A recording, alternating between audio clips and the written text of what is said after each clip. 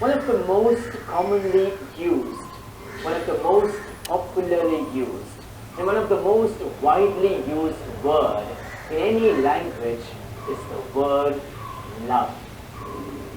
I'm sure it is our own experience that when we want to learn a new language, one of the first words that we try to learn in that language is the word love. For example, I want to learn Hindi. I will try to say how to say I love you in Hindi. मैं तुमसे प्यार करता हूँ. Or I try Malayalam and I say ഞാൻ നിന്നെ സ്നേഹിക്കുന്നു. Or I try to learn Kannada and I say ನಾನು ನಿಮ್ಮನ್ನು ಪ್ರೀತಿಸುತ್ತೇನೆ. Or I try to learn Latin and I say te amo. Love is one of the most popular words. Along with this, love is also perhaps the most misunderstood, the most misused, and the most misinterpreted word in any language. Again, it's our own experience, this usage or the misuse rather of the word love. We find two lovers who tell to each other, a young boy tells a young girl, I love you so much, darling. After an hour, you will find the same boy with another girl telling the same thing, I love you, my sweetheart.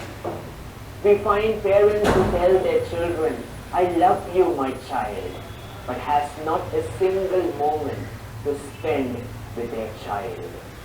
We find even in communities, people who tell each other, we love and care for you. But when the moment of need comes, there is no one to be seen.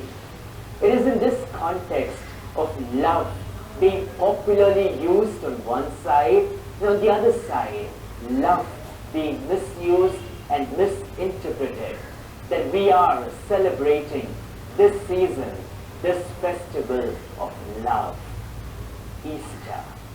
Easter is the celebration of the victory of love. Last week, we began with this sacred celebration of the festival of love. Easter is that celebration wherein we receive the message. Easter gives us the message that you can crucify truth, that you can quieten truth, but after 3 days, truth will rise again.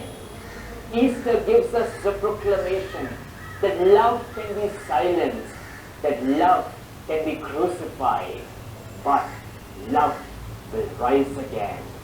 Easter is that bold proclamation wherein God says, you may keep me away for some time, you may even want to kill me, but I will rise.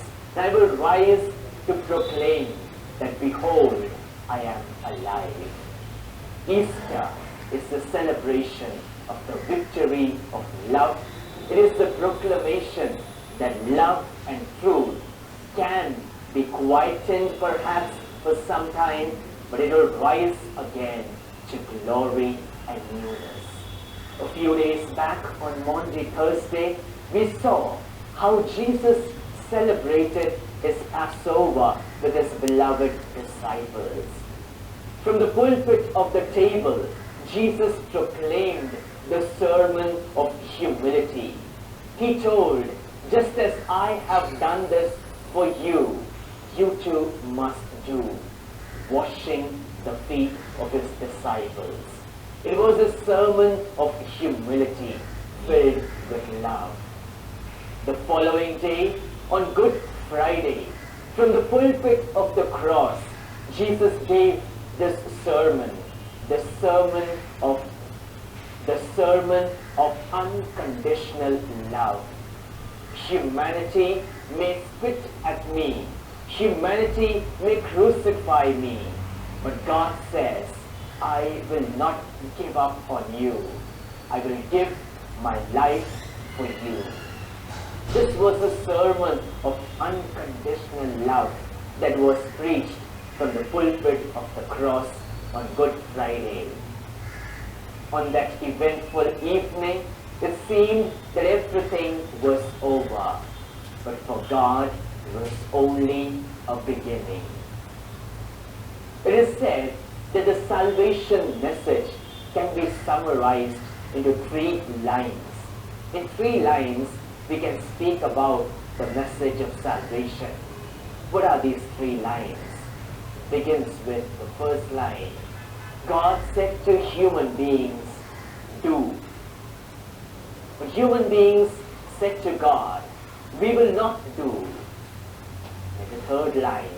And God said, in that case, I will do. God said to human beings, do, gave a commandment of obedience. In the Garden of Eden, Adam and Eve were given the commandment of obedience. But humanity refused and said, we will not do. They broke the commandment given by God. Sin entered into the world. The relationship with the divine was broken. But it was in that moment that God said, in that case, I will do. Jesus came to the world to do the will of the Father. In the Garden of Eden, Adam's disobedience brought sin into the world. On the Mount of Calvary, Jesus, by his obedience, brought salvation to the world. On one side, disobedience had brought death to humanity. But now God says, my obedience will give life to humanity. And this is the message that we are proclaiming at every Easter. The message that God chose obedience over disobedience. And as a result, we get life over death. We get salvation over humiliation. On that eventful evening on Mount Calvary of Good Friday, it was thought that everything is over. The people who had crucified Jesus and had seen his death felt that this was the end. The Gentiles, that is the Romans, they felt that they had perfectly executed their criminal. The Jews felt that this was the end of their blasphemer, the one who had wanted to equate himself with God. The world felt that it was victorious. And the man, the Son of Man, was laid in the tomb. And a stone was rolled at the tomb. It's at this point, perhaps in the Bible, we hear one of the greatest jokes in management. One of the greatest jokes in management. A stone was rolled over the tomb of a dead body. Imagine that situation. Here was a man who suffered so much on the way of the cross. Here was a man who suffered immensely pain and humiliation on the cross and died, bled unto death. And there he was laid in the tomb, lifeless, without any sort of movement. Yet here is the blunder of management. A large stone is rolled over and placed at the entrance of the tomb. This was the blunder of human management. But in this blunder was shining the beautiful wisdom of God. Human beings thought that they had won a victory, but God would have the last laugh. Human beings thought that this was the end of what they considered to be truth or love, etc. But God had his way out to bring truth and love to a resurrected life. So often this happens in our own life as well. We face a big stone being laid at the entrance of our life, and we feel that everything is over. We consider that life has come to an end. Look into our own personal and family situations. Students study hard in their examinations. They toil day and night and they write the exams.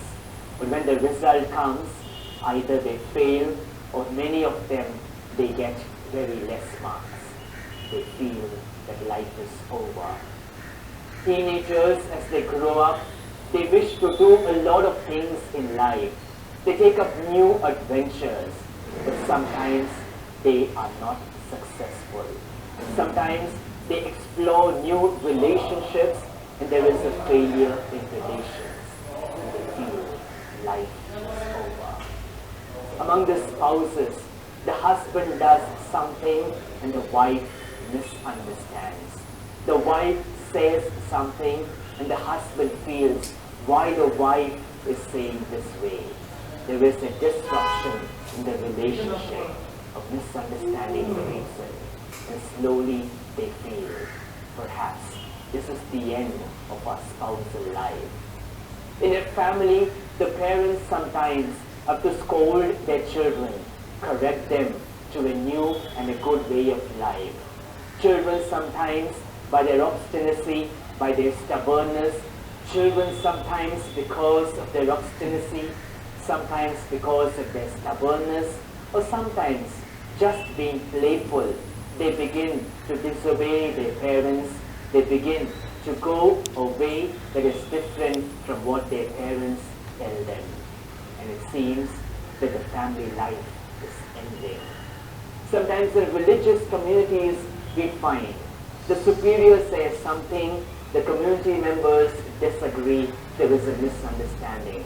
The community members are unable to understand each other, they have their ideological differences and a rift is created in a religious community. Sometimes it feels, is this the end of religious life? Is this the end of consecrated way of life? We also sometimes find this phenomenon in our own church. Scandals rock the church. There are so many things which happen in a bad way. And as people, members of the church, we feel, where is the church going?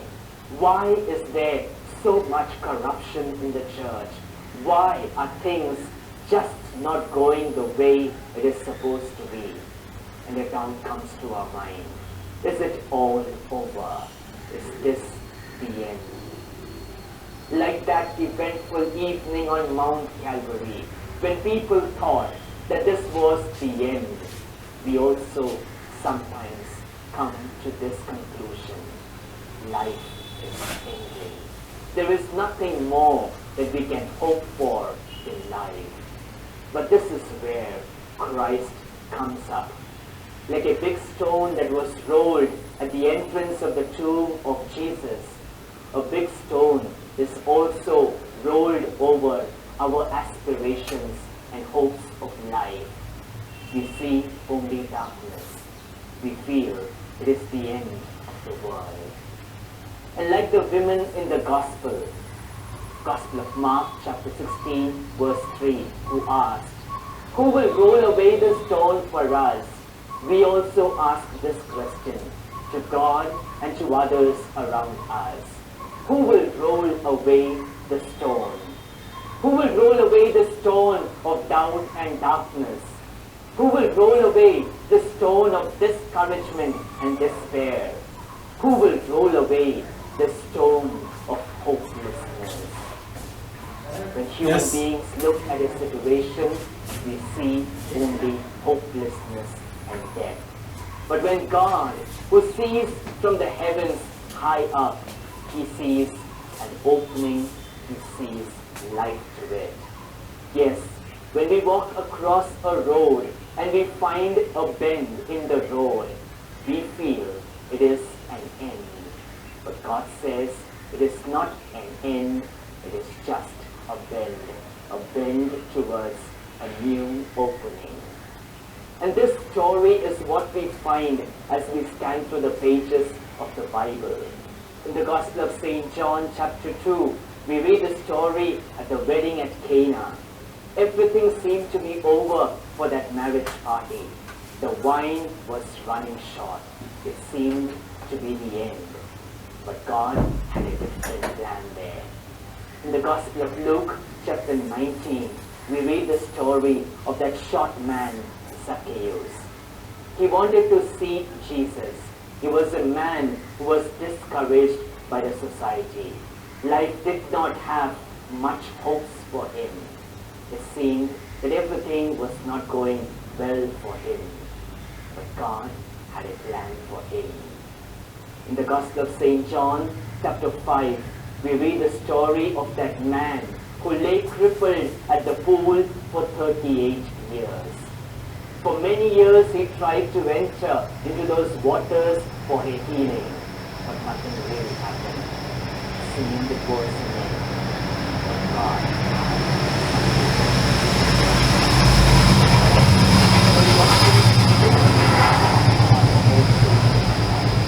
We face problems, crises, difficulties. We come to what seems to be like an end of the road, and we feel everything is over. It's in all such situations of life that God invites us and tells us with an assurance. There is always an Easter Sunday which follows a Good Friday. There is always a halo of holiness that will follow the crown of thorns. There is always the raised hands of blessing that will follow the crucified hands. And there is always an empty tomb that will follow a Good Friday. You and I, my dear friends, today, in this season of Easter, are invited to place our trust in God. A God who is in total charge of things. A God who does not abandon us or leave our hands when we face struggles of life. Instead, He is a God who raises up our deadened hopes. He is a God who gives new life to our dead hopes and aspirations. The letter of St. Paul to the Romans, chapter 8, verse 28. St. Paul beautifully tells us, everything in life happens for good. And this is a big message that we need to learn from this celebration of Easter. Everything in my life happens for good. There can be moments when people misunderstand me, and I find myself to be in the empty tomb of isolation and loneliness. There can be moments when I try to live a good life, but corruption in the society puts me down, and I am lost, dead in the empty tomb of life. There can be moments when I work hard in my work style. There can be moments when I work hard in my workplaces. I put in all the hard work and efforts, and yet success doesn't come to me, and I find myself to be alone in the empty tomb. In all such situations, our God says, it is not the end, my child. Place your hope in me, because an Easter is awaiting for you. You have gone through the struggles of the way of the cross. You have gone through the moments of suffering of a Good Friday. But behold, I am now preparing for you an Easter Sunday, a day on which you will experience joy, happiness of life. While Jesus was in his ministry, he went up to the Mount of Transfiguration with 3 of his chosen disciples. And on that mount, he was transfigured. At that time, Peter said these words, Lord, it is wonderful that we are here. We say the same very often in our own lives as well. We like to be in a situation of transfiguration, where there is happiness, where there is joy, where there is bliss, and where there is glory. But Jesus reminds us, as he told to his disciples, I have a baptism to which I have to be baptized. We have to come down this mount of glory, and we have to ascend another mount, the mount of suffering and pain, Mount Calvary. But remember, Mount Calvary will not be the end. There will be a mount of ascension waiting. There will be the moments of glory that are awaiting us. But glory is a gift only to the one who is willing to suffer. The risen Lord invites each of us today with his glorious body, with wounds in his hands, with wounds in his feet, and with wounds in his heart, to help us to share with him in his life and in his holiness. Are we willing to give our heart to him? Are we willing to give our life to him so that we can share the glory with him? Remember, my friends, there can be two philosophies in life. The philosophy of Jesus, which begins with a fast but ends with a feast into eternal life. The other is the philosophy of Satan, which begins with a feast but ends with a fast into eternal death. What type of philosophy are we going to choose in life? Can we take the philosophy of Jesus, which is the way of the cross, struggles and difficulties for sure, but his grace which is with us, his unconditional love which encompasses us, and which alone can result in a life of eternal glory and happiness. The way of the cross, my dear friends, is difficult for sure, but it is a way which is filled with the joy of heart and the peace of mind. Easter is the celebration of a God who wept with us so that we can smile with him. Easter is the celebration of a God who suffered for us so that we can always be happy with him. Let us make this choice for Christ this Easter, a choice for God, a choice for his way, leaving aside, leaving behind a life of sin, coming to him in repentance, coming to him in repentance, and thus obtaining life, happiness, and joy in him. I wish all of you, my dear friends, a very happy Easter. Let us receive love, which is the most beautiful word in the language, to be our own, which God offers and gives us.